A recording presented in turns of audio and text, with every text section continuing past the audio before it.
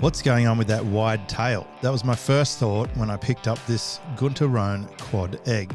In short, it's wide, thick and flat with a big round tail. But here's the twist. It actually flies in small to medium waves. I've surfed this board in a mix of beach breaks and point breaks, mostly small to medium surf, calf to shoulder high, a mix of clean and choppy days. I'm 6'2" and about 100 kilos. I rode it as both a quad and a twin across several sessions, and when I saw it in the shop as a mildly used offering, it was supposedly the owner's personal board.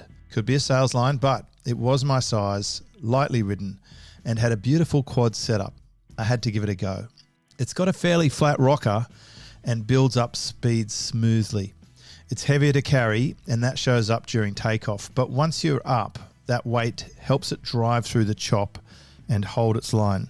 It's not lively like a thinly glassed fish or an EPS board, but it's extremely stable, especially as a quad. I tried several setups for fins, but the ones that stood out for me were these.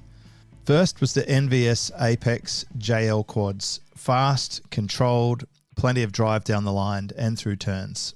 Had a little bit locked in feel compared to the twins I normally surf. It was really stable and was great for controlled surfing when things are critical. I also tried the NVS Album Fascination quads, and these are great because they're a split keel design.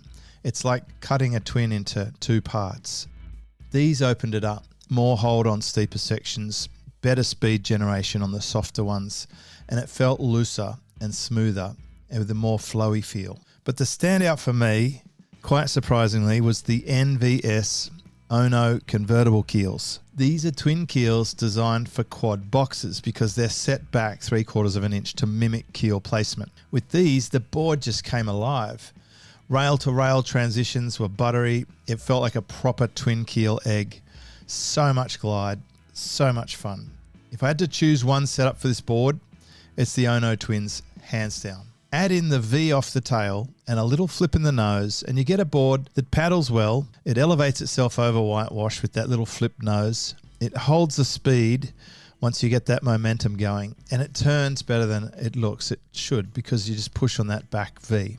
This board is made for bigger surfers who want a smooth, reliable ride in average conditions. It's great stability, super friendly to surf. If you're a smaller rider and you wanted it as a short mid-length, then I think it could also be great for that.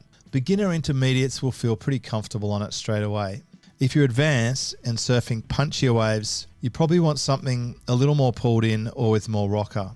But for mellow days, everyday waves, or even as a travel board, it's a rock solid option. My version is 6'8", 21.5 by 2 15/16, bringing it in at 46.1 litres. It's made out of PU with Volan cut-lap glass, a cedar stringer and Futures quad boxes.